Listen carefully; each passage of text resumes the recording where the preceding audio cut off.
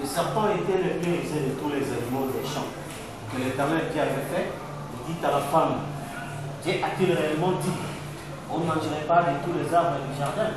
La femme répondit au serpent, nous mangeons du fruit des arbres du jardin, mais quant au fruit de l'arbre qui est au milieu du jardin, Dieu a dit, vous ne mangerez point, vous ne toucherez point, de peur que vous ne mouriez. Alors le serpent dit à la femme, vous ne mourrez point, mais Dieu sait que le jour où vous en mangerez, vos yeux s'ouvriront. Et vous serez comme des dieux, connaissant le bien et le mal. La femme dit que l'arbre était bon à manger et agréable à la vie, et qu'il était précieux pour ouvrir l'intelligence. Il prit de son fruit en mangeant et l'en donna à son mari, qui était auprès d'elle, et il en mangea. Si l'un et l'autre s'ouvrirent, vous connaissez qu'ils étaient nus, et on faisait le feuilles de figuier, ils en firent des ceintures. Alors ils entendirent la voix de l'Éternel Dieu qui parcourait le jardin vers le soir. L'homme et sa femme se cachèrent loin de la face de l'Éternel au milieu des arbres du jardin. L'Éternel Dieu appela l'homme et lui dit, où es-tu? Il répondit, j'ai entendu ta voix. Dans le jardin, j'ai eu peur parce que je suis né et je me suis caché. L'Éternel Dieu dit, qui t'a appris que tu es né? Est-ce que tu as mangé l'arbre dont je t'avais répondu de manger? Il répondit, la femme que tu as mise auprès de moi m'a donné de l'arbre et j'en ai mangé. Et l'Éternel Dieu dit à la femme, pourquoi tu fais cela? La femme me répondit, le serpent m'a séduit, j'en ai mangé. L'Éternel Dieu dit au serpent, puisque tu as fait cela, tu seras maudit entre tout le bétail, entre tous les animaux des champs, tu mangeras sur ton ventre, et tu mangeras de la poussière tous les jours de ta vie. Je mettrai une unité entre toi et la femme, entre sa postérité et sa postérité, celle-ci te cassera la tête, tu lui baisseras les talons. Il dit à la femme, je augmenterai la souffrance de tes grossesses, tu enfanteras avec douleur, et tes désirs te porteront vers son mari, mais il dominera sur toi. Il dit à l'homme, puisque tu as écouté la voix de la femme, et que tu as mangé de l'arbre au sujet duquel je t'avais dit cet homme, tu n'en mangeras point, le sang sera maudit à cause de toi, et c'est à force de peine que tu en tireras ta nourriture tous les jours de ta vie. Tu produiras des épines et des ronces, tu en mangeras de l'herbe de champ. C'est à la sueur de ton visage que tu mangeras du pain jusqu'à ce que tu retournes dans la terre où tu as été pris, car tu es poussière, tu retourneras dans la poussière. Adam donna à la femme le nom d'Ève, car elle a été la mère de tous les vivants. Alors, je crois, nous parlons sur l'influence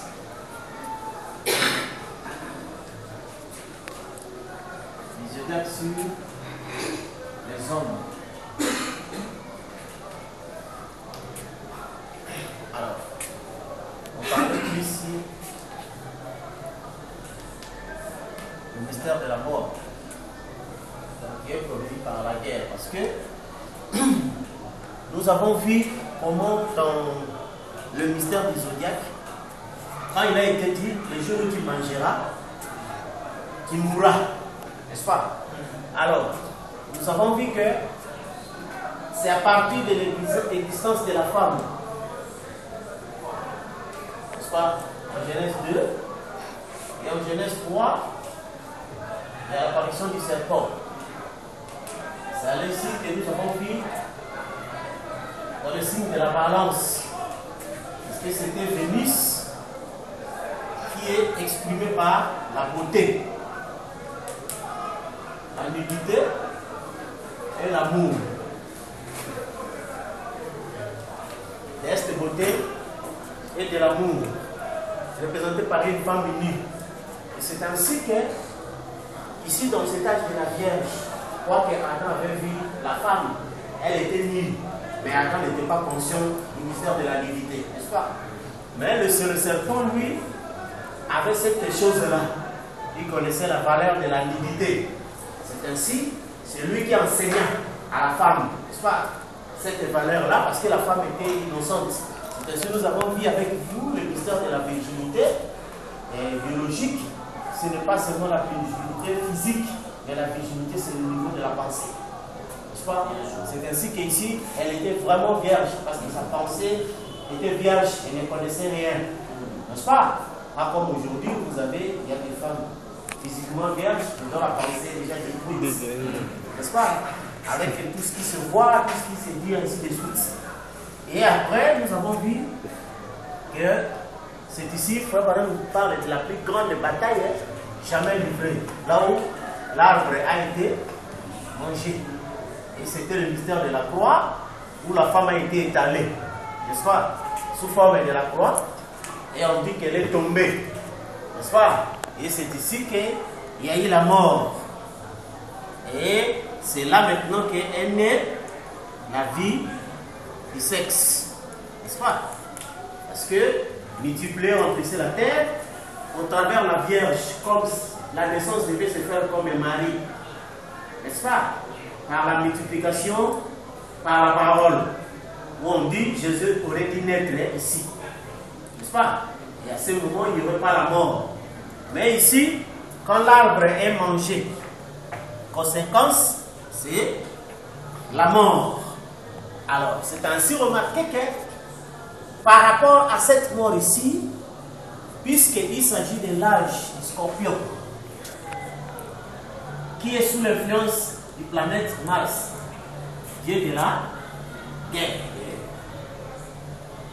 C'est pourquoi les humains ont compris que la vie est un combat. Donc tout dans la nature lutte pour vivre. N'est-ce pas? C'est ainsi que tout est en plein combat dès le commencement. C'est ainsi que nous avons vu cela avec les humains, la nature et tout. Parce que Frère Branham nous a fait voir que quand Adam est tombé, comme nous avons lu dans la brèche,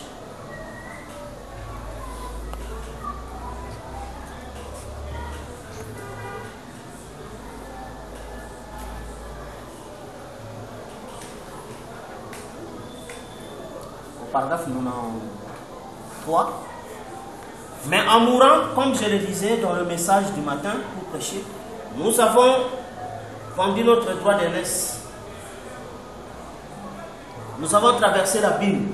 Or, de ces autres côtés de l'abîme, nous sommes hors de la portée de Dieu.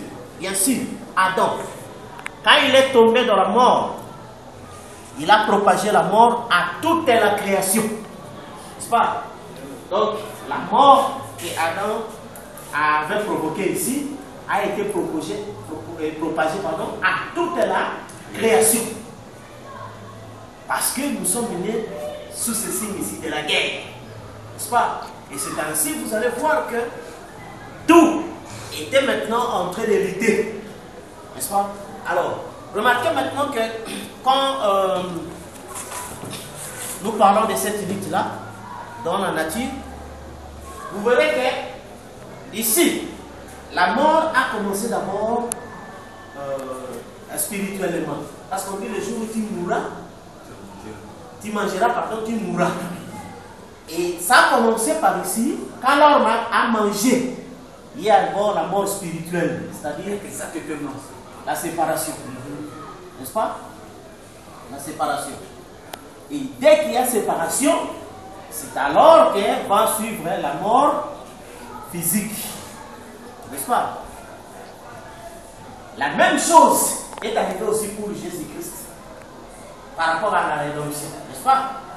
Parce qu'Adam était déjà mort ici. Le jour où vous mangerez, vous mourrez. Et nous avons vu qu'ils n'ont pas atteint un jour. N'est-ce pas? Parce qu'un jour c'est 1000 ans. Mais lui, Adam est mort en 930 et quelques années.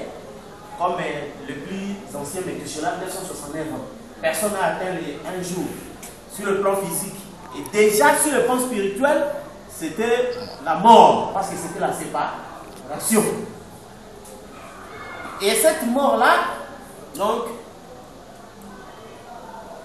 a conduit à la mort physique. Où on dit tu es poussière, tu me retourneras poussière. N'est-ce pas? Et quand Jésus est venu pour la rédemption, étant né par une vierge, n'est-ce pas? Étant le serpent sous le ministère de la justice, n'est-ce pas? Et enfin, Jésus aussi devait lutter dans l'âge du scorpion, l'âge de la mort, n'est-ce pas? C'est ainsi, dans cet âge de la mort, Jésus a connu aussi des étapes de la mort. Comme dans la Bible,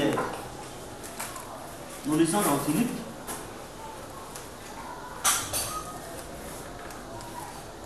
Philippiens, pardon. Philippiens chapitre 2.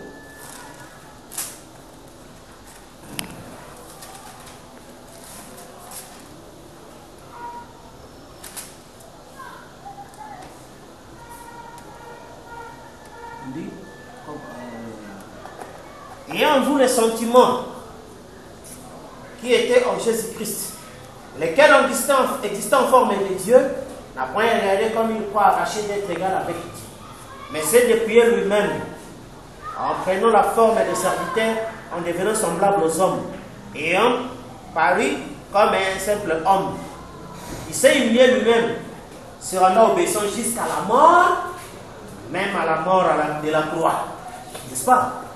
Donc c'est là que dans l'âge du scorpion, il y a eu toujours ces deux étapes où Jésus était obéissant jusqu'à la mort, même à la mort à la croix. Parce qu'engagement c'était l'âge du scorpion. N'est-ce pas? Et dans l'âge du scorpion, c'était réellement l'âge de la guerre, la plus grande bataille jamais livrée. Où il a réveillé Pierre. Réveillez-vous, les jours sont mauvais. N'est-ce pas? Mais Pierre ne peut pas résister au combat parce que Pierre fait partie de la race qui sont déjà vaincus là-bas. N'est-ce pas? Lui, il est né vaincu. Donc, il ne pouvait pas combattre ces combats-là. Alors, c'est ce qui fait que comme Jésus est venu pour la rédemption, n'est-ce pas? Et dans la nouvelle terre, il a combattu jusqu'à la mort. La mort, pourquoi? Parce que la colonne de feu s'est séparée de lui. N'est-ce pas? Comme il a été dit, Jacques dit que si quelqu'un à cause, il convoite. N'est-ce pas? Cette convoitise-là commence d'abord et conçoit d'abord dans son esprit. N'est-ce pas? Et quand cela devient effectif, il passe à l'acte. Et c'est pourquoi nous avons vu dans ce contexte ici que Christ, n'est-ce pas, est mort aussi parce qu'il avait convoité d'abord une femme. N'est-ce pas? Et ce qui fait que, de même qu'Adam a accepté d'aller prendre part, comme on dit, au péché de sa femme, de même Christ aussi a accepté de prendre part, n'est-ce pas, au péché, directement, ce péché-là doit engendrer la mort, c'est-à-dire la séparation. Et la colonne de feu l'a quitté. C'était ça la mort. Mais il était toujours obéissant parce qu'on dit, si c'est possible, éloigne de moi cette coupe. Il dit non, mais c'est pour ça que je suis venu sur la terre. N'est-ce pas? Donc il a gardé vraiment la position jusqu'à la mort. Même à la mort à la croix. N'est-ce pas? Là, c'était maintenant la mort physique. Comme c'était Adam. Adam qui a connu d'abord la mort spirituelle en mangeant l'arbre. N'est-ce pas? Et par après, le corps est retourné en poussière comme mort physique. Et Jésus aussi, quand dans l'âge du scorpion, pour combattre et ce qu'Adam avait perdu, pour payer le prix, n'est-ce pas? Nous avons vu qu'il a pris aussi la position de la croix, n'est-ce pas? Il est resté aussi nu, comme c'était fait à la femme, et il a accepté, quand la mort est venue, c'est-à-dire la parole de feu s'est séparée, il est resté fidèle, n'est-ce pas? Et même à la mort physique, parce qu'il a été prévu qu'après la mort physique, la victoire devait se faire valoir. C'est ainsi, 3 jours après, il est sorti de la tombe, n'est-ce pas? Et ce qui fait que tout ça était toujours sous le mystère de l'âge du scorpion.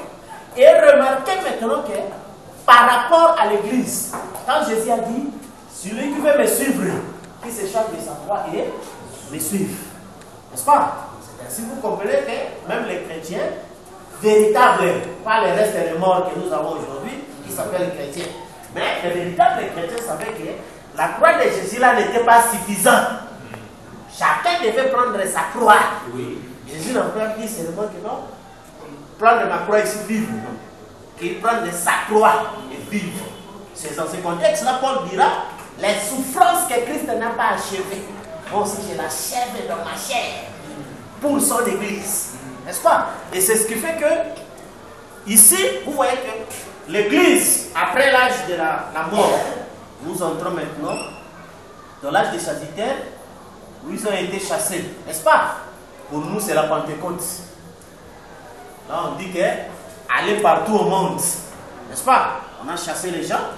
Et c'est là que maintenant, on a engendré les étagères de l'église. Les étages de l'église. Comme nous avons vu, depuis l'âge des fesses jusqu'à là-haut.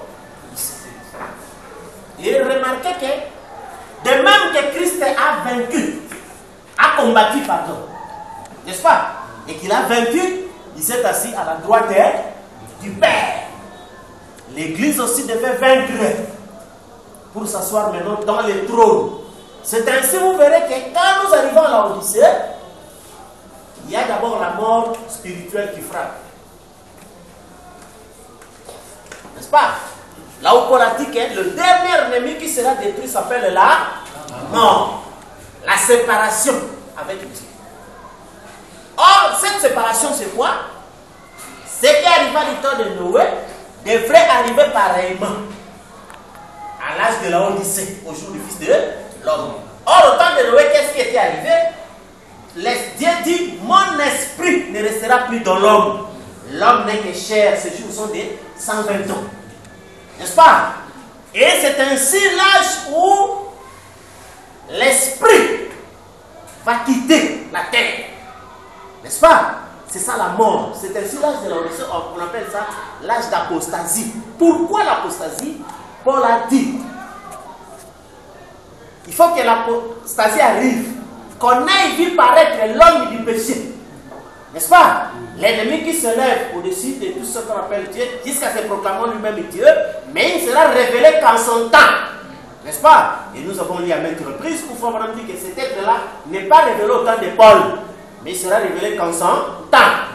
Et c'est là le temps de l'apostasie. Or, l'apostasie, c'est la perte totale de la spiritualité. N'est-ce pas, frère?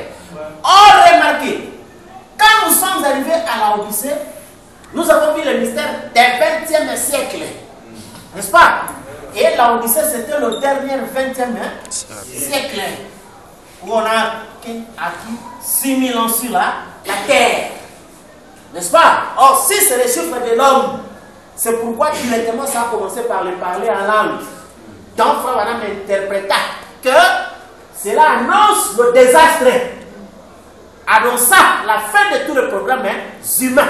Et remarquez, dans la Bible, c'est le temps où le créateur de la terre, n'est-ce pas, notre frère la colonne de feu, avait placé déjà 4 anges afin de détruire la terre.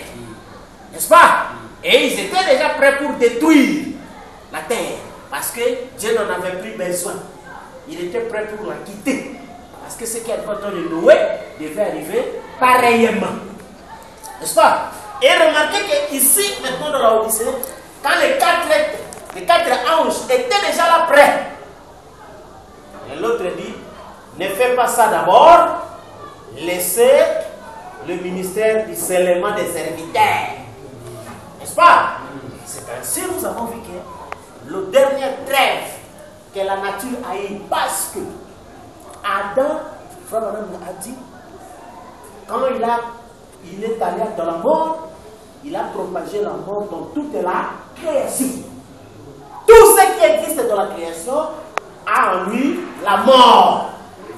Que ce soit l'être humain, les animaux, les arbres, l'eau, tout contient en lui la mort. N'est-ce pas? Parce que c'est ça ce que Frère Branham dit. Il a propagé la mort dans toute la création.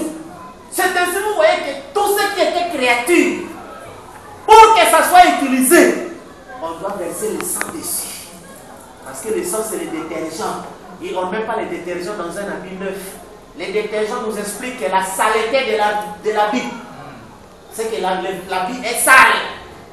C'est pourquoi on y met du détergent. Vous comprenez? Et ce qui fait que toute la nature est entrée dans cette saleté. Au point que la seule chose pour rapprocher Dieu dans cette nature-là, il a fallu toujours le sang. Alors c'est ainsi que quand l'Église a combattu le dernier ennemi, comme Jésus aussi avait combattu ici, comme la grande bataille jamais livrée en Éden, c'était la mort. Parce que la chose que Dieu voulait chercher, c'était la mort. N'est-ce pas? Parce que c'est la colonne de feu qui était le gardien du jardin. N'est-ce pas? Et le rôle de Lucifer, c'était de faire fuir le gardien du jardin. Il a envie de régner. N'est-ce pas? Parce que c'est ça le rôle du voleur. Tuer d'abord celui qui fait la sécurité. N'est-ce pas? Et comme l'ennemi de Dieu, c'était le péché, l'incrédulité. N'est-ce pas? Il a fallu introduire l'incrédulité. Et directement l'incrédulité fait fuir Dieu. C'est pourquoi vous avez vu que quand Jésus est venu, étant Dieu, quand il voulait faire quelque chose, on dit, il dit à tout le monde de les sortir. N'est-ce pas? Parce que l'incrédulité, c'est son ennemi. Ça devait être loin. Alors le diable savait qu'il fallait introduire l'incrédulité pour faire fuir la colonne de feu. Et laisser la place maintenant au péché, afin que le royaume du vainqueur puisse devenir le royaume du vaincu. N'est-ce pas? Et c'est ainsi que la même chose quand l'Église a combattu, le dernier ennemi, Paul dit, s'appelle la mort. C'est pourquoi la plus grande bataille jamais livrée, c'est la séduction. Vous voyez dans l'âge de l'homme, c'est dit que dans les autres âges, c'était facile. Vous croyez en Dieu, on vient vous couper la tête, vous allez dans la présence de Dieu. Il dit, mais dans l'âge de l'Odyssée, c'était difficile à combattre. Parce qu'il y a un esprit vient, qui vient au nom de Dieu, mais un démon. Donc c'était très difficile à combattre. Comprenez, par rapport aux autres âges là, la mort spirituelle. Et ce qui fait que, frère, quand l'esprit a quitté la terre, on a donné d'abord la trêve. Et la trêve, c'était William Branham. N'est-ce pas? Parce qu'on devait arrêter la guerre pour sceller les serviteurs et les ouvriers de la 11e heure. Et aussitôt la deuxième guerre mondiale terminée en 1945, en 1946, la commission fut donnée à William Branham. Et c'était le dernier moment où la terre devait profiter. N'est-ce pas? Et la mort spirituelle a frappé. C'est ainsi on dit de Jésus qui était déjà en dehors. Frappant. Or, être en dehors, là, ça concorde avec quoi? Quoi, madame, il dit, Enoch, le 7e depuis Adam, fut enlevé. Un type de l'église qui est pris hors de là-haut du Seigneur. Et c'est là qu'on dit que l'église est enlevée au temps même du message. C'est ainsi que ici dans la Odyssée, William Branham était là en train d'enlever, n'est-ce pas? Parce qu'on savait que bientôt la terre va subir la colère. Non pas seulement de la mort physique, mais d'abord la mort spirituelle. Et nous avons vu que les jours où le pape est allé à Jérusalem, le symbole de la mort spirituelle s'est fait monter au ciel. N'est-ce pas? Où ici, la ronde de l'Odyssée, le cercle de l'Odyssée était tout noir. L'absence totale de la lumière. Et quand cela eut lieu, c'était déjà cette mort spirituelle qui a frappé. N'est-ce pas? Et il restait maintenant la mort physique qui vient par la bombe de la Russie. N'est-ce pas? Or, remarquez que la fin ici, comme nous parlons, la fin du combat, le combat qui a commencé ici, n'est-ce pas? Et Frère Branham dit que le combat se termine ici à la fin des temps, dans un combat appelé Armageddon. N'est-ce pas? Et remarquez qu'il y a la mort spirituelle qui frappe. Et la réponse à cette mort spirituelle, c'était l'enlèvement. N'est-ce pas? Il n'y avait pas autre solution. La seule solution, c'était l'enlèvement. C'est-à-dire que, comme Frère Branham nous a dit, Jésus viendra pour prendre l'huile. N'est-ce pas? Or, l'huile, c'est le Saint-Esprit. Et le Saint-Esprit, c'est l'homme intérieur. Parce que comme nous avons dit qu'il vient la nuit comme un voleur. Et le voleur ne vient pas voler la maison, mais l'objet de valeur qui est dans la maison. N'est-ce pas? Et c'est ça ce qui fait que les gens n'avaient pas compris au moment du discernement des conseils du cœur. C'est ça le moment où on volait les âmes. N'est-ce pas?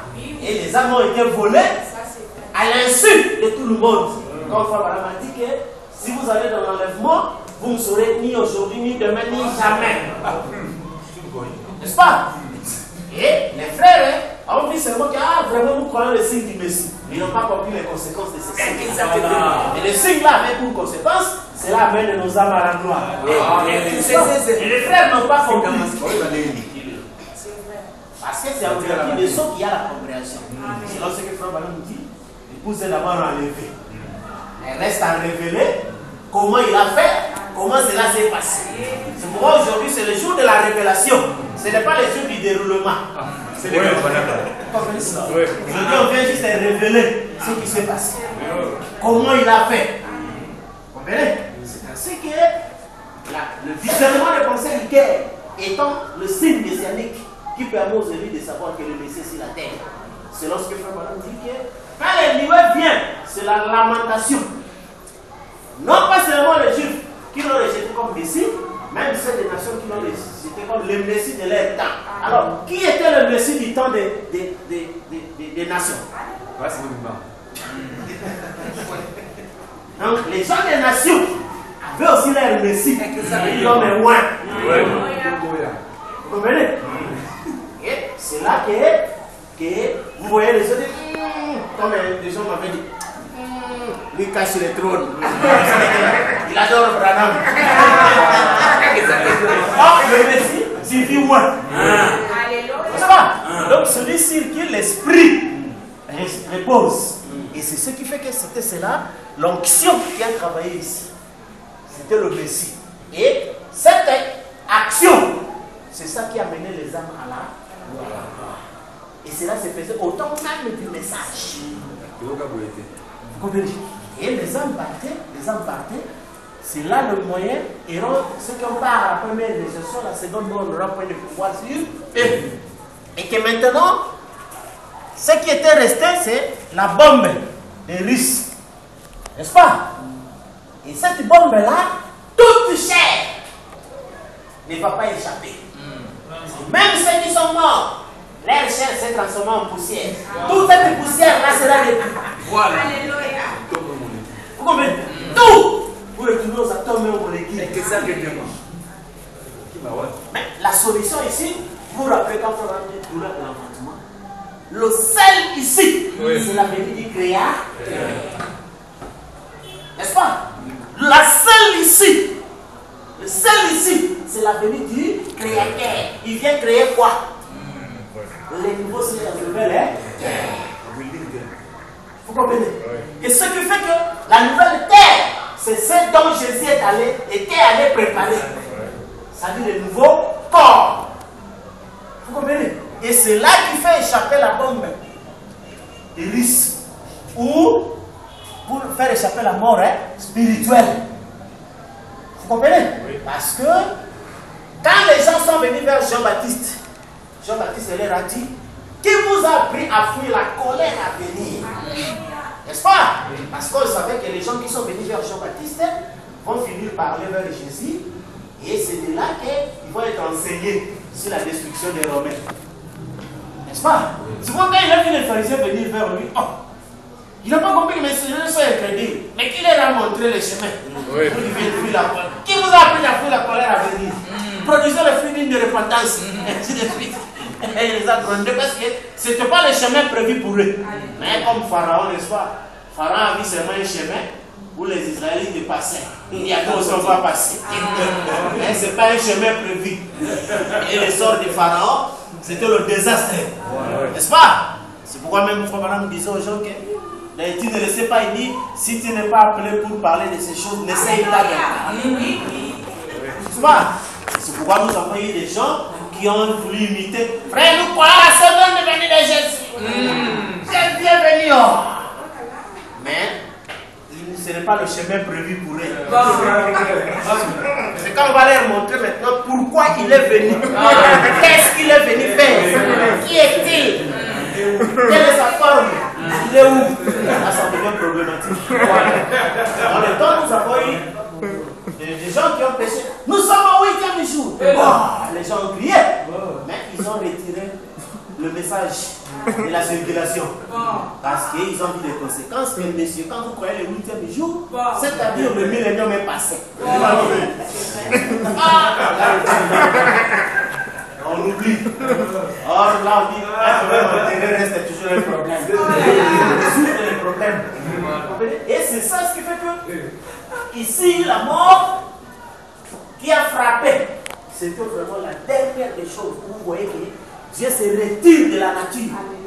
Et l'apostasie totale. Vous comprenez? Et quand William Branham est venu, c'était le dernier moment, la dernière trêve qui a été donnée. Ceci, une fois que Branham a été retiré, c'était le 6e soir, dans les chambardements de la nature. C'est ainsi aujourd'hui vous trouvez que vous ne pouvez trouver plaisir dans aucune chose dans la nature ici. Même si vous dites, ah, on va aller en forêt, en ville, il y a tout, la mort est partout. Donc, comme l'autre fois, je suivais un documentaire où on a montré dans les sommets des montagnes Himalaya. Il y avait déjà la pollution. Donc, tout est pollué à cause de tout, c'est le fumet, les autres qui se passent tout. Et même les gens là se disaient, ah, dans les lieux isolés comme ici à Himalaya. Hein, c'est pollué.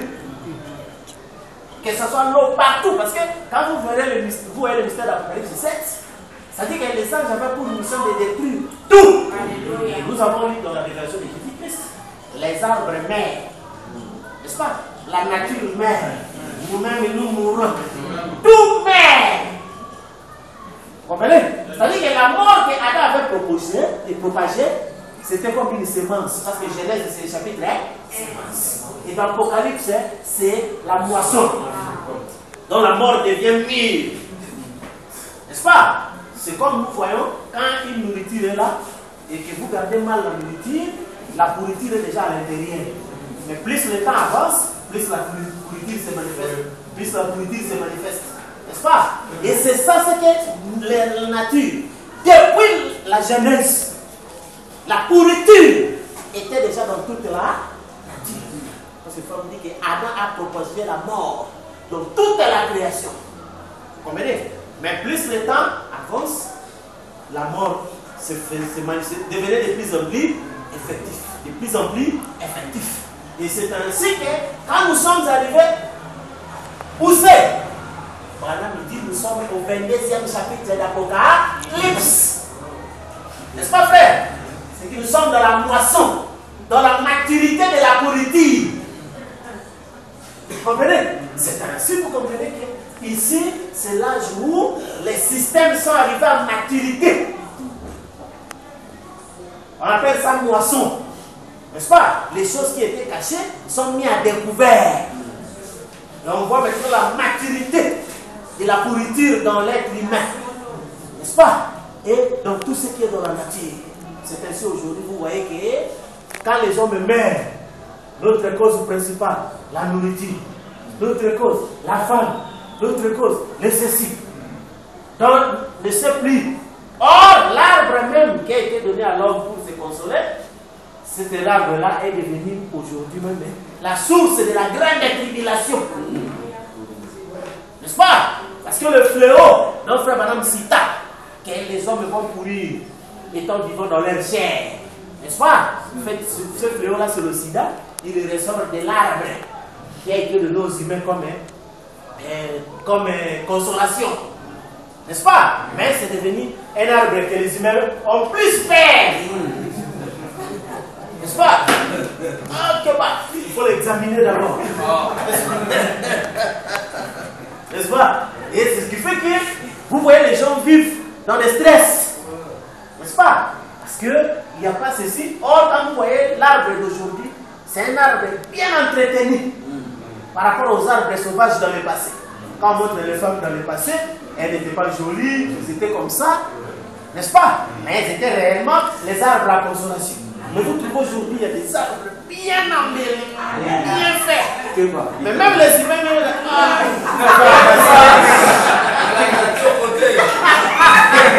comme les glotis, pour la napoter.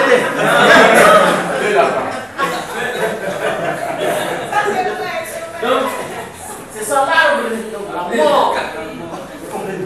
Et ce qui fait que, quand nous avons parlé avec vous le mystère de l'âge de la mort, n'est-ce pas? Donc cette mort-là commence à Genèse. La sémence, parce que Genèse c'est le chapitre de sémence. Donc quand Adam est allé à la mort, il a donc contaminé toute la nature. Mais la mort était cachée, on ne voyait pas. N'est-ce pas? Jusqu'à ce que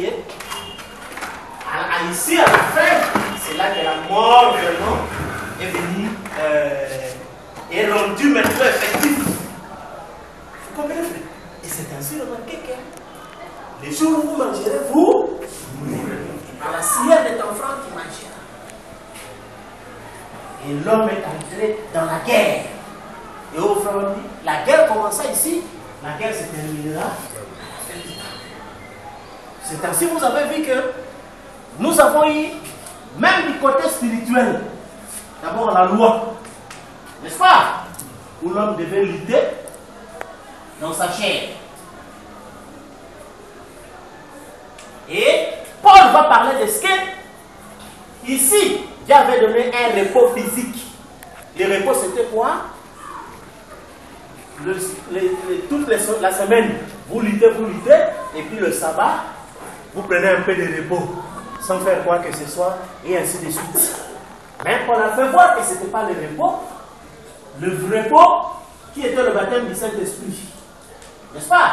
Où Paul a dit, si l'homme honte dans ses repos, il se repose de ses œuvres. Là, il parlait littéralement des œuvres charnelles. N'est-ce pas? Parce que quand l'homme était là, dans l'adultère, dans le vol, dans les ceci, dans la cupidité, dans toutes ces choses-là, n'est-ce pas? C'est un travail. Oui, il produit les œuvres. Parce que ça apporte à l'homme la tribulation. N'est-ce pas? Et quand le baptême du Saint-Esprit vient, ça prend en charge. N'est-ce pas? Ça prend en charge l'homme par rapport aux œuvres qu'il luttait ici dans la loi. Dans la loi, c'était l'homme devait lutter vraiment comme ça dans la chair. N'est-ce pas? Il devait lutter comme ça dans la chair. Et même quand Pierre est venu, Pierre a dit que non, Christ nous a envoyé l'Esprit pour nous enlever de la malédiction de nos parents, dont la loi de Moïse ne pouvait pas le faire. N'est-ce pas? Mais remarquez que le repos n'était pas éternel.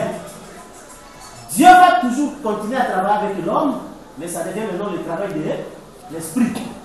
N'est-ce pas? Dans ce travail de l'esprit, l'homme va avoir des visions, des songes, n'est-ce pas? Des parler en langue, les prophéties, n'est-ce pas? Et toutes ces choses-là.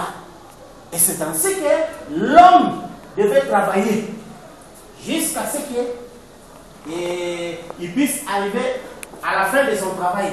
Remarquez qu'ici, les enfants d'Israël ont lutté. Parce que c'était vraiment du travail. Où on devait faire le physique, prendre les taureaux, les boucs, et ainsi de suite. Ici aussi, dans le Nouveau Testament, il y avait le travail.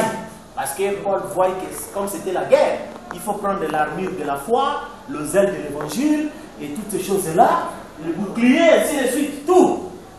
Pendant les 2000 ans ici. Mais à la fin ici, c'est là maintenant que le repos va être donné. Or, nous avons lu, le repos vient quand Jésus descend avec ses anges. Or, le repos ici, comme nous avons lu, donc elles sont posées ici, Genèse par exemple 149, que ce n'est pas le repos physique, mais le repos de vos âmes.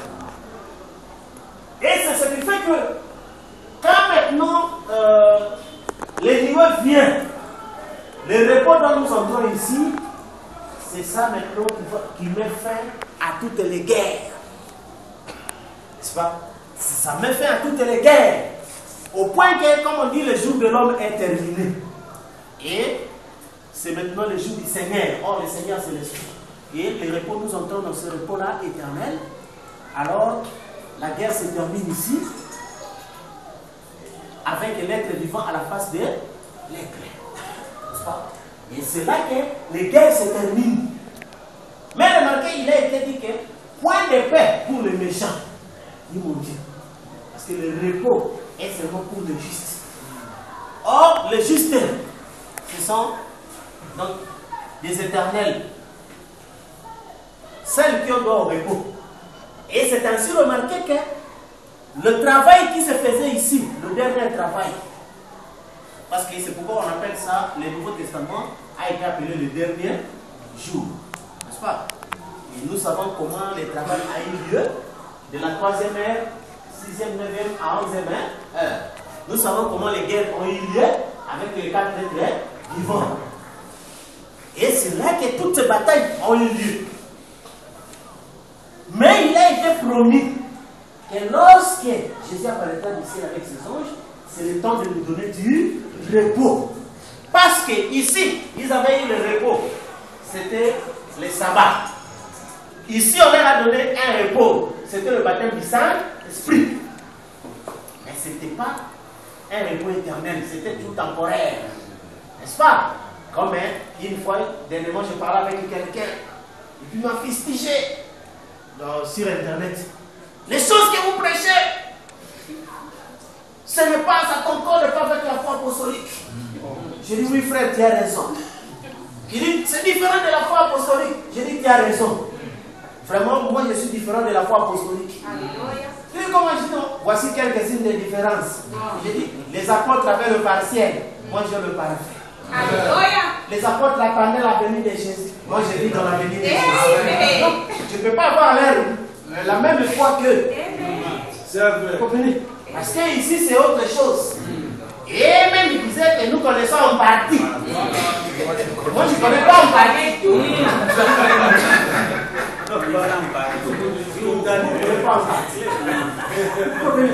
Et c'est ce qui fait que les gens ne savent pas que ces choses-là sont dites comme ça. Donc, ça c'est la fin, ici c'est le repos. N'est-ce pas? Or, quand vous lisez dans Correction, chapitre de deuxième partie, la fois madame dit, Rita a travaillé, a pris la décision, a travaillé et s'est reposé. Madame dit, nous nous reposons. Il dit, c'est-à-dire, nous ne nous posons plus des questions. Oui. Est-ce qu'on va être sauvé? Est-ce qu'on va être ceci? C'est ça le repos. C'est ainsi ici, il a été dit qu'il ne se fera ni tort, ni dommage. C'est toute ma montagne. Car la terre sera remplie de la connaissance de l'Éternel, comme la mer et les eaux qui les couvrent. Et c'est cette connaissance-là qui donne le repos. Le pourquoi de toutes choses. À ce moment, vous ne vous posez plus de questions. Donc l'esprit est calme et clair. Vous connaissez le sort de chaque chose. Vous connaissez toute l'histoire. Vous connaissez le pourquoi de tout ce qui s'est passé. N'est-ce pas? Et à ce moment-là, vous trouvez qu'il y a plein de travail à faire. Parce que ici, on dit le travail de l'âme, c'était la prière. N'est-ce pas? Et cette prière était pourquoi? Ce n'était pas pour les choses de la terre. La prière, c'était pour la rédemption. Exactement. Pour la résurrection. Pour finir fignoler. N'est-ce pas? Parce que Jésus a dit, à combien plus forte raison il fera justice à celui qui crie à lui jour et nuit. La seule chose dont les élus criaient nuit et jour, c'est le fait seulement de se trouver dans ses corps. Parce que ce n'est pas leur place. Ouais. N'est-ce pas? Comme quelqu'un quand il est en prison, il gémit de sortir. Parce que la prison n'est pas son lieu approprié. Son lieu approprié, c'est la belle maison. Dormir calmement. Vous comprenez? Et c'est ainsi que ce n'est pas un plaisir. Ce n'était pas un plaisir pour les élus de venir dans ce corps. Vous comprenez? Le plus grand désir, c'était d'entrer dans la cité de la maison. Comme les chrétiens disaient que terre de repos, je te désire. Parce que ça, c'est la terre du travail. Tant qu'elle l'âme est ici, elle doit travailler. C'est ainsi on dit que l'esprit, Paul disait, pardon, parce que c'est du passé, l'esprit en nous fait des soupirs inexprimables. N'est-ce pas? Intercédant pour nous. Par des soupirs inexprimables. Mais alors, quand les nioués, Jésus, avec ces gens sont venus, c'est pour donner du repos. C'est-à-dire donner un corps de repos. Vous comprenez? Et dans ce corps de repos, l'âme ne se pose plus de questions, mais il a besoin de rien et de rien. Vous comprenez? Et c'est ainsi remarqué que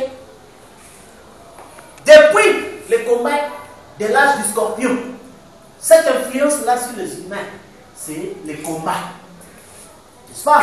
C'est ainsi que vous croyez que les humains, tout ce qu'ils obtiennent gratuitement, ils ne prennent pas ça tellement en valeur. Même quand Jésus est venu, il leur a dit ça, un voleur vient, il vous fait ceci, vous l'acceptez. Mais moi je viens, n'est-ce pas? Jésus ne leur a rien demandé, il ne faisait rien. Mais les humains ont trouvé que non, c'est trop facile. Vous voyez? Et ils savaient que le Messie devait être un puissant roi. Quand il vient comme ça, il prend tous les enfants. N'est-ce pas? Il les met dans l'armée. La même chose quand on a parlé du roi rejeté. N'est-ce pas? Le roi rejeté. C'était cela. Où les gens avaient voulu, ça va dire un grand homme qui prend tous les enfants dans l'armée. On travaille pour lui, on paye des impôts. Là, l'humain cherche ça parce que l'humain est sous la guerre. Donc il fait toujours un numéro. Et la même chose, quand Frère Branham est venu, il parlait du mystère de Dieu, c'est qu'elle servait de la simplicité. Et tout était tellement simple, n'est-ce pas? Mais les gens ne voulaient pas de ça. On voulait toujours un peu quelque chose sensationnel, n'est-ce pas? Donc des sensationnels ou quoi que ce soit. Mais on Frère parlait du mystère du roi rejeté. Parce que par rapport, c'était le millénium. N'est-ce pas?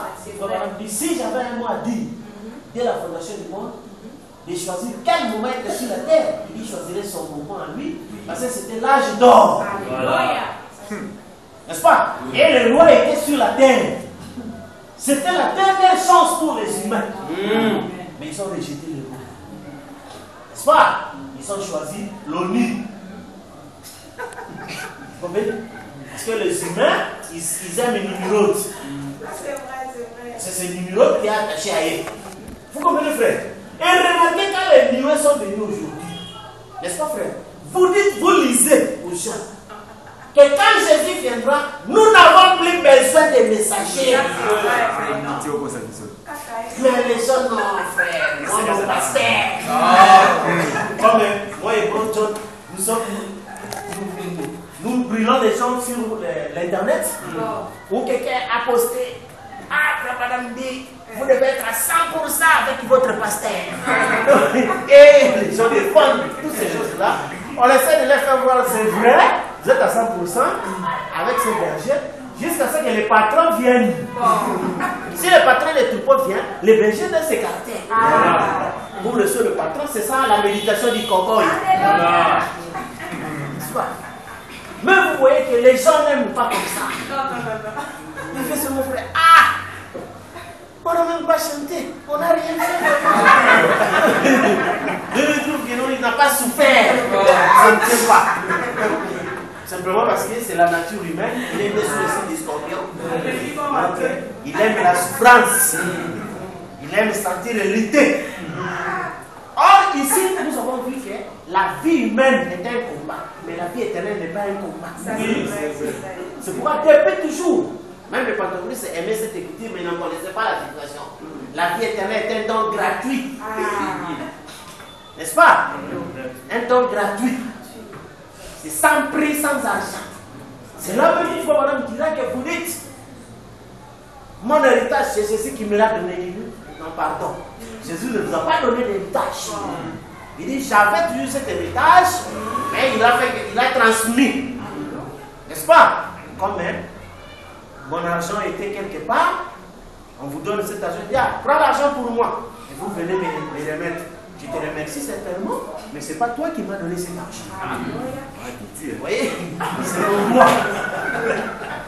Et c'est ça la chose. Vous trouvez que, c'est-à-dire que la vie, quand Frère Branham va parler de ce que vous n'avez pas été sauvé un certain jour, c'est quand il a compris ce que c'est l'éternité. Comme nous disons, c'est en mathématiques, c'est juste les moyens finis, nous sommes rentrés au négatif dans l'Ancien Testament, au positif dans le Nouveau Testament, et nous retournons maintenant à plus infini. Donc ce qui était là-bas, mais devient juste tangible. Tangibilité. Devient juste tangible. Et c'est ce qui fait que là, vous trouvez que nous entrons réellement dans ce repos. On dit point de paix, point de repos pour les méchants du monde. C'est pourquoi les méchants vont continuer à souffrir. N'est-ce pas? Et vous trouvez les gens aujourd'hui. Où Frère Branham dit que quand Dieu fait quelque chose et qu'il est passé, les anges déchus viennent de prendre la chose. Encore ici, on a dit la lettre au 7 du pasteur. Il faut prendre la lettre au 7 du messager. Et quand les 7 missionnaires sont passés, quand les 4 témoins sont partis, l'église est assise.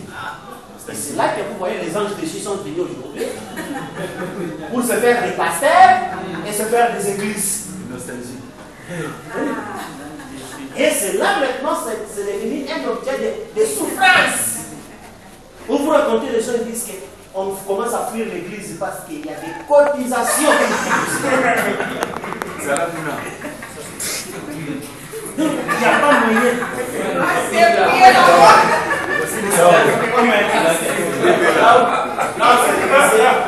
l'église.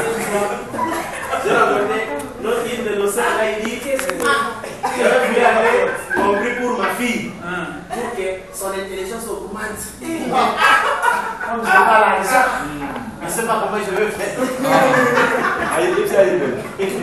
Alors, c'est ça ce qui fait l'être humain.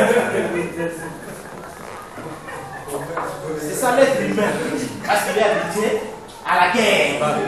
N'est-ce pas? Dans la vie est un combat. Et il doit avoir quelque chose et tout ça. Et quand on va parler de ce que quand Jésus viendra, nous n'aurons plus besoin de message. Il va nous parler d'un message de réconfort. Il va parler face à face. Or, le face à face là, c'est pas moi et vous face à face. Vous comprenez? Parce que quelqu'un peut venir aussi par curiosité, il ne comprend rien. Or, Pierre a dit, jusqu'à ce que l'étoile du matin se lève dans le cœur. Un frère a posé la question à Frère, il dit, Jésus est lui-même l'étoile du matin. Mais comment il dit que celui qui viendra, je lui donnerai l'étoile du matin? N'est-ce pas? Parce que le mari se donne à sa femme. Et cette étoile du matin se lève dans le cœur. Et c'est là qu'il parle face à face. N'est-ce pas? Que je suis dans le Père, que le Père en moi, moi en vous, nous sommes un. Que celui qui croit, moi et mon Père, nous faisons. Et nous allons de lui notre. Et c'est là où l'homme marche seul. Il n'a besoin de personne. N'est-ce pas? Et il comprend tout. Comme les chrétiens sont plus tard, nous comprenons le pourquoi. Et nous comprenons tout.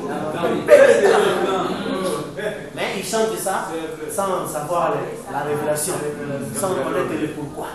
Mais ils chantent ça plus tard. Et le plus tard ne se termine pas. Alors que l'ange d'Abraham se dit il n'y a plus de temps. Tout ça, c'est devenu juste de la musique. N'est-ce pas? Parce que dans l'église, le grand plaisir, c'est la musique. Vous voyez, il y a certaines personnes, ils ont mis des baffles. Ces baffles-là sont scientifiques. On a étudié les sons. Et les sons donnent de la sensation à la chair. On joue la synthétiseur. Et les chanteurs chantent comme ça là. Les gens. Aujourd'hui, l'esprit est puissant. C'est la musique. Surtout particulièrement tous les Congolais. C'est vraiment notre domaine. C'est la musique. Ami dans Christ, la version du mystère de Dieu, il dit que quand je parle de ceci, ne dites pas. On va crier. On va dire les Alléluia. Non, je suis missionnaire. J'ai fait 7 fois le tour du monde. Les païens crient. Les démons crient. La musique fait ça. Mais je parle de l'autorité de la parole. L'autorité de la parole. Si vous voyez que quelqu'un, il crie fortement pour la musique. Mais il reste silencieux face à la révélation. Voilà. Alors c'est ça la Odyssée parce que la vie de l'Odyssée est terminée par des tremblements de terre. Alléluia. Des tremblements de terre. Quand on voit le ministère du baptême du Saint-Esprit sans aucune sensation. Là c'est l'âge du soleil. Nous on ne connaît pas quand on dit à quelqu'un, dis-nous les bruits du soleil. On ne connaît pas les bruits du soleil. Mais il y a des effets. Très brûlants. Il y a des effets créateurs. Vous voyez? Et c'est ça ce qui fait que nous ne cherchons pas des sensations. Ça c'est vrai, c'est vrai. On parle en toute simplicité. Mais il y a des conséquences graves. Oui, monsieur. Grave, frère. C'est l'animalisation des humains. Vous voyez? Parce que le tonnerre, quand ça frappe, ça retire les sèves de tous les arbres. Oui, monsieur. C'est ainsi les gens qui disent ne comprennent pas. Qu'ils sont en train de se vider en substance. Oui, ils vont rester secs. N'est-ce pas? C'est ainsi que moindre feu le brûle. Comme Franck dit qui peut résister à son feu sans être consumé. Vous comprenez, frère? C'est ça ce qui fait que ils se sont trouvés que point de repos pour le méchant. Or, toute la guerre que les humains faisaient, tout lutte, n'est-ce pas? Pour retrouver la position première, la terre de la perfection. N'est-ce pas? C'est ainsi que vous voyez aujourd'hui, les gens font tout. On crée cet appareil, il faut créer une autre, il faut créer une autre. Donc il fait même jusqu'à ce que l'homme ne travaille plus, n'est-ce pas? Mais que tout soit facile. Mais ça ne tient pas. N'est-ce pas? Conforme à l'homme a l'habitude de nous dire à l'exposé.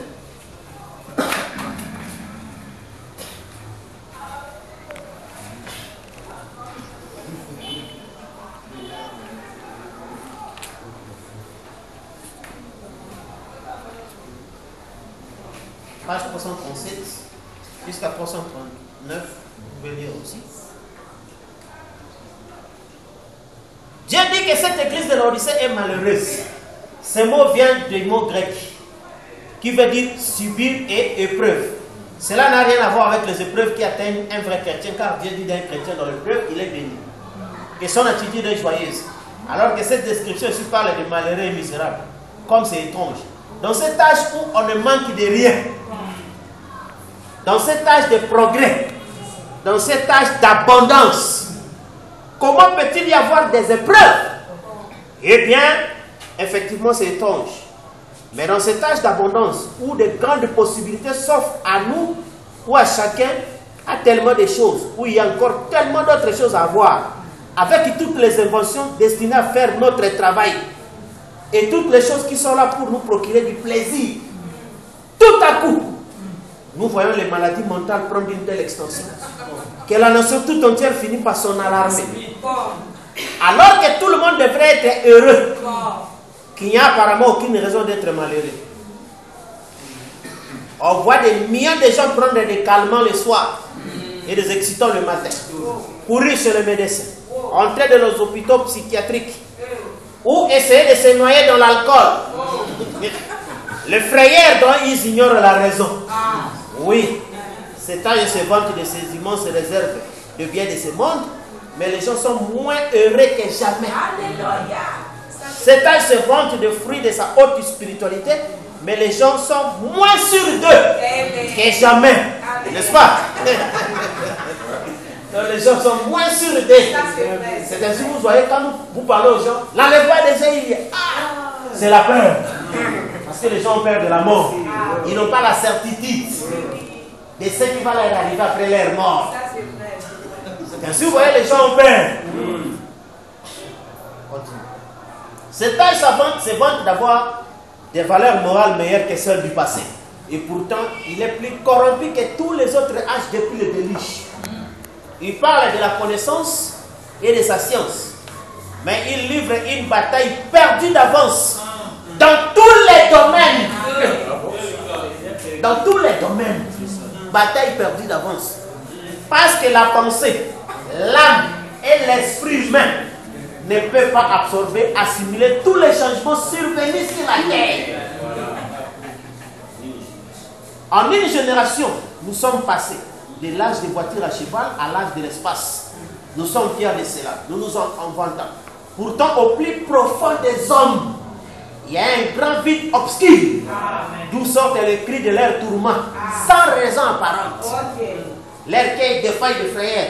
Et le monde s'officie tellement qu'on pourrait appeler, très bien appeler cet âge, l'âge des névrosés. Ils se vantent, mais ce n'est que du vent. Ils parlent de paix, mais il n'y a pas de paix. Ils proclament qu'il a tout en abondance, mais ses désirs les consument comme un fait insatiable. Il n'y a pas de paix, dit mon Dieu, aux méchants. Vous voyez? Or, le méchant, c'est qui? Daniel a dit, Ceux qui liront les livres, la connaissance est augmentée. Mais aucun des méchants ne comprendra. Donc si quelqu'un ne comprend pas le livre, il a la le même livre que Jean a vu, c'est un méchant. C'est pourquoi vraiment dire, aussi longtemps que nous ne connaissons pas ce qui est dans les seaux, nous ne faisons que présumer. Une fois que présumer suffit, ça ventiler sans aucune autorité. Fantine, et tout ça sont des méchants.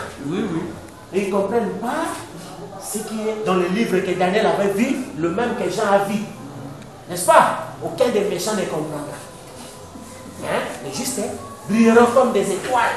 N'est-ce pas? Et c'est ça ce que vous voyez, frère. L'influence que les humains ont eue, c'était l'influence de la guerre. Et cette guerre-là fait que les humains luttent, combattent pour quelque chose.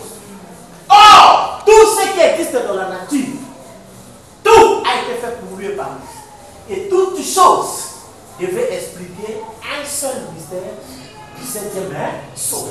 C'est dit que quand vous lisez la Bible, vous ne voyez pas que vous avez mal lu. Or, la Bible n'est pas écrite seulement en papier. La Bible, c'est la nature. C'est le zodiaque, c'est la pyramide, c'est le papier, c'est l'homme. Vous comprenez?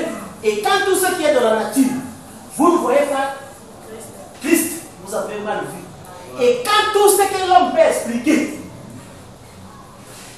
il ne peut pas sortir le 7e sceau dans ça. Donc c'est une connaissance vaine. Comme Paul avait dit, je peux tout connaître, je peux tout faire, mais sans l'amour. Or, l'amour, c'est le mystère de la vie parfaite. Je le suis.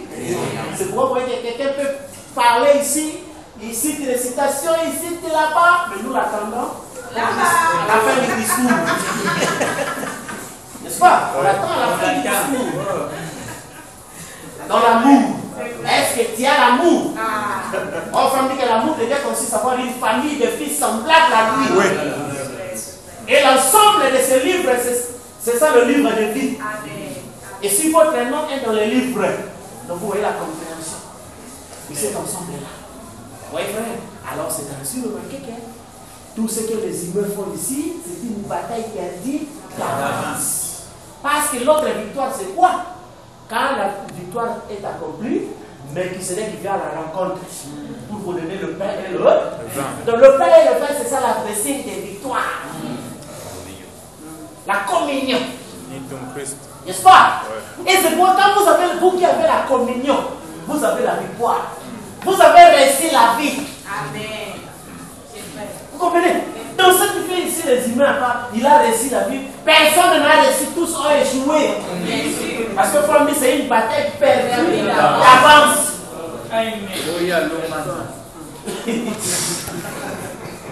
Or, il sera toujours la famille d'une autre façon. Est-ce qu'on parle? Il y aura la famille, non pas seulement du pain, mais d'entendre de bonnes paroles. Voilà. Enfin, on dit que ils ont la famille. Or, nous devons manger le pain. On dit ce pain, c'est le plan de Dieu. Voilà. N'est-ce pas? C'est le plan de Dieu. C'est ça le pain. Vous comprenez? Mais combien ont le plan de Dieu? Et ils sont affamés. Oui, voilà. Si vous voyez que quand vous regardez comme ça, ça dit que le monde est dans un cauchemar terrible.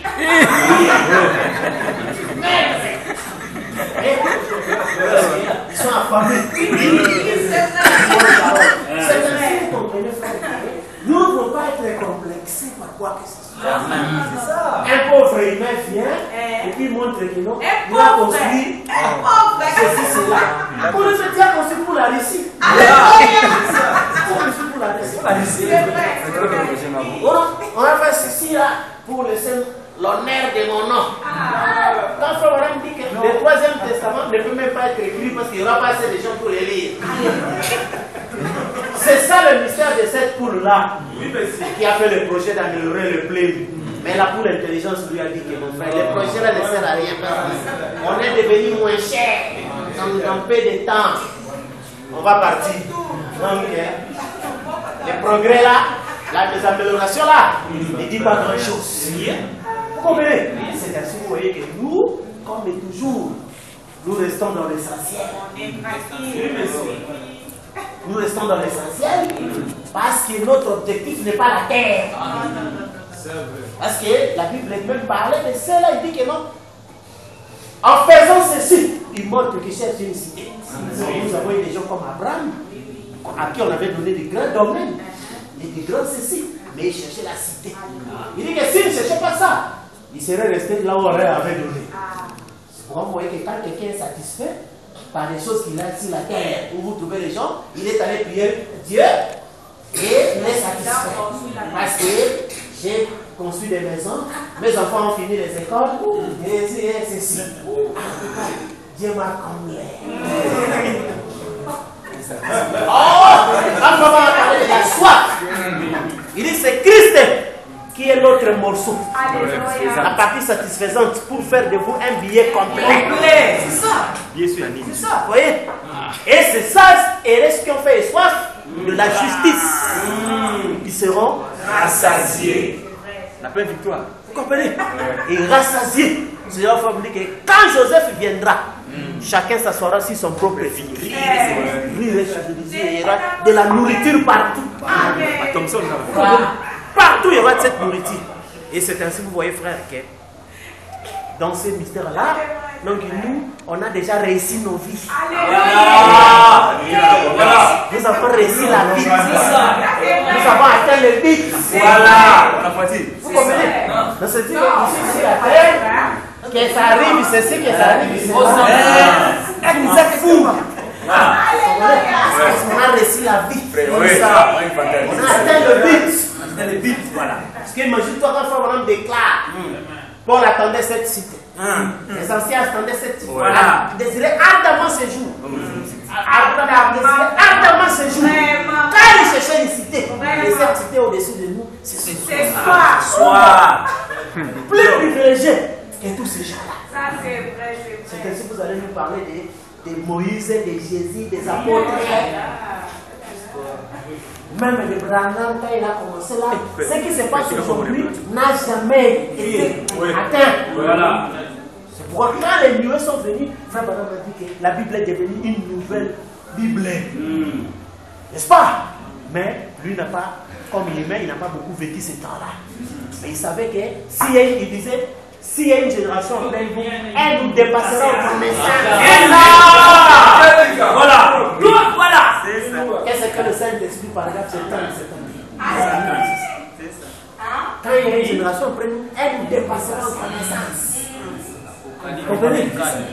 Et c'est ça. C'est ça. Qu'est-ce que le Saint-Esprit? Donc c'est ça, vous dites. C'est ça. C'est ainsi, vous voyez que nous sommes au repos. C'est-à-dire nous avons vaincu l'âge du scorpion. N'est-ce pas? Nous avons vaincu cela.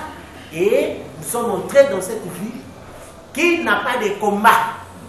N'est-ce pas? Où il y a que la joie et ainsi de suite. C'est ainsi, vous voyez, les gens nous disent, ah, frère, mais vous voyez aussi l'autre fois, tu as manqué l'argent. Tu as ceci et cela. N'est-ce pas?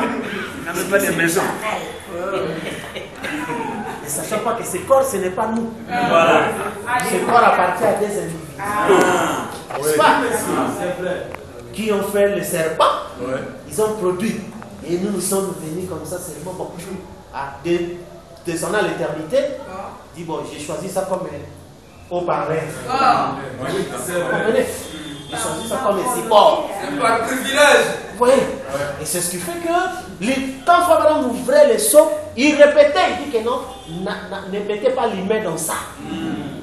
Ne dites merci à personne. L'humain n'est pas concerné dans ceci. Parce qu'il savait que c'est le 8e jour, l'âge des éternels.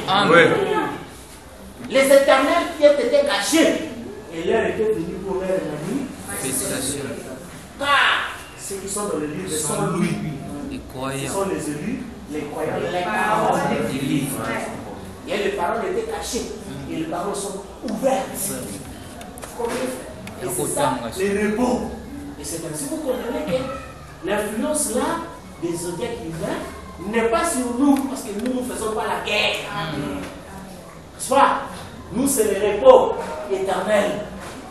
Et la guerre chez les humains a montré qu'ils n'ont aucune réussite. Parce que tout ce que les humains ont entrepris, tout, Salomon a parlé de vanité, de vanité. N'est-ce pas? Parce que nous avons vu avec vous la rotation terrestre. ce qui a déjà été. Et ce qui arrive dans le temps de Noé, c'était l'âge du Capricorne. Et nous avons roté, arrivé à l'âge du Cancer. C'est la fin des temps. N'est-ce pas? Où l'humain est arrivé à sa fin. L'humain se programme sur la terre. La fin, sa relation avec Dieu est finie. L'être qui recevait auprès de Dieu, fini. N'est-ce pas? Donc la seule chance pour l'être humain, c'est que maintenant la bombe est tombée sur lui. Ouais. Si la bombe peut tomber sur lui, alors donc c'est sa fin, c'est sa délivrance. Parce que aussi longtemps il va rester, donc de plus en plus il va vivre la défaite. Et ça va le ronger. Alors c'est ainsi que vous comprenez, frère, que ici vous trouvez les humains, ceux qui sont humains, c'est-à-dire les esprits attachés aux humains, c'est eux qui continuent la guerre. C'est pourquoi vous voyez aujourd'hui, les gens continuent à prier, n'est-ce pas? Les gens continuent à souffrir pour le Seigneur, à faire des choses-là, parce qu'ils n'ont pas compris le plan de la rédemption. C'est ainsi dans le 6e psaume, on dit que la tribulation, quand il dit aux montagnes, cachez-nous, n'est-ce pas? C'est la tribulation. Frère, ils prièrent, mais leur prière venait trop tard, parce que l'agneau a déjà pris son épouse et son aide allée. Vous comprenez? Alors c'est ainsi, vous voyez que nous sommes au repos. Comme Abraham, il regardait son homme au loin, en train de brûler, n'est-ce pas? Et lui, il était là dans son repos, calme dans son plan. Alors c'est ainsi, vous voyez, frère, ici, nous trouvons que nous avons parcouru tout ceci ici. Il y a tellement de choses que vous pouvez sauter dans ça parce que c'est une Bible, n'est-ce pas? Et dans cette Bible-là, on ne peut pas lire ça dans quelques temps ou dans quelques moments parce que ça cache beaucoup de choses. Mais nous avons donné la globalité, comme nous l'avons fait avec le plan de la rédemption. Dans la Bible, nous avons essayé d'étaler aussi les plans de la rédemption ici dans le zodiaque, n'est-ce pas? Où nous trouvons que ça a ramené les mêmes choses. Parce que l'horloge de Dieu, c'est Israël. Et nous avons trouvé Israël est né dans le signe du Cancer. N'est-ce pas? En opposition du Cancer, à l'âge de Capricorne, Israël est dispersé. Parce que l'âge de Capricorne, Éphèse, a commencé en 53 et ils ont été dispersés en 71. Donc c'est dans l'âge d'Éphèse. Et à la rotation, nous les trouvons à l'âge de Cancer, Israël est revenu. N'est-ce pas? Parce que l'âge du Cancer, c'est de 1906 à 1977. Et ils sont revenus en 1946. N'est-ce pas? Donc, vous voyez que ça, c'est l'épreuve par 9. Montrant réellement que le zodiaque, c'est une Bible parfaite. Et nous avons vu que dans l'âge de Capricorne, là, Israël est dispensé, mais un juif, Paul, a apporté l'évangile au haut. Et dans l'âge de Cancer, Israël est revenu, un païen américain a apporté l'évangile aux juifs. Voilà. Et là, vraiment, il dit. Vous comprenez? Donc, c'est ça le mystère du zodiaque. Honneur et gloire à la Seigneur.